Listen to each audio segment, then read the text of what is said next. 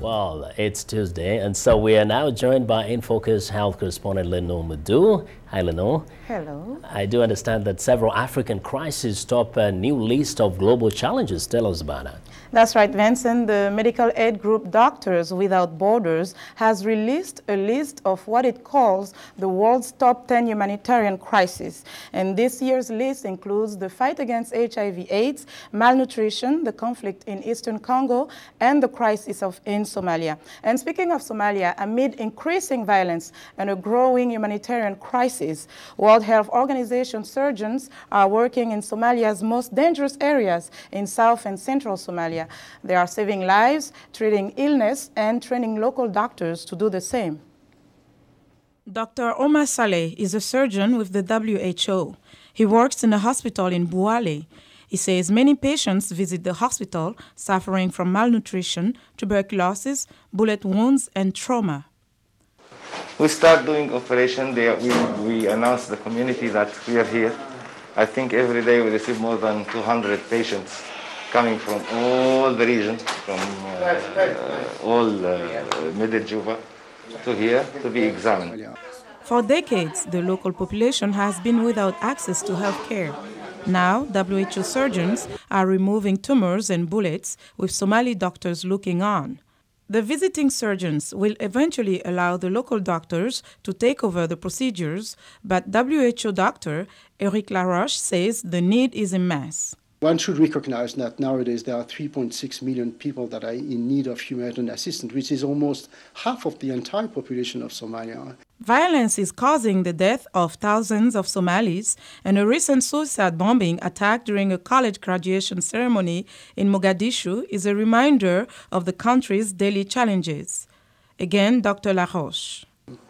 WHO is going to stand very firm on its own commitment to rebuild the system and to support the health workers in Somalia. Libya's health ministry has launched a campaign to raise awareness of HIV/AIDS, especially for the country's young people and women. The month-long campaign will tour different Libyan cities to educate people of the dangers of HIV/AIDS. AIDS victims often feel isolated from society. One of the campaign's aims is to help AIDS victims lead a normal life. Ammar Ali Ammar is with Libya's Center for Communicable Diseases.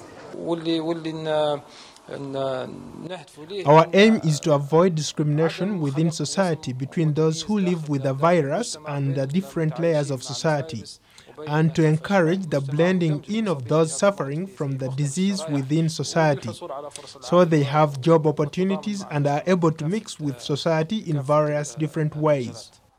At a large tent in Tripoli, experts have prepared exhibitions, photographs, and reading materials regarding HIV/AIDS and conduct lectures on the subject. AIDS patients in Libya can get free medical care, and though there are no official statistics on the number of people infected with HIV in the country, Ammar Ali Ammar says Libyans are getting more information about AIDS. Society has become aware of the dangers of this disease. With the help of many organizations, Boy Scouts, youth volunteer organizations, charities, religious endowment council in Friday prayers, and through religious education.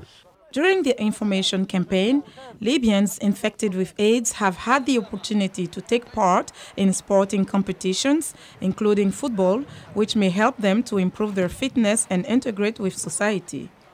Health campaigners will tour cities in the south, east, and west of Libya. And that's your health report, Vincent.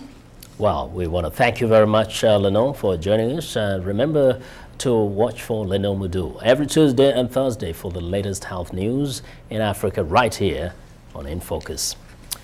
And don't forget to visit us on Facebook. You can check out some of the favorite stories and meet some of the people behind the scenes who help put this program together each day. Just go to Facebook and search for In Focus.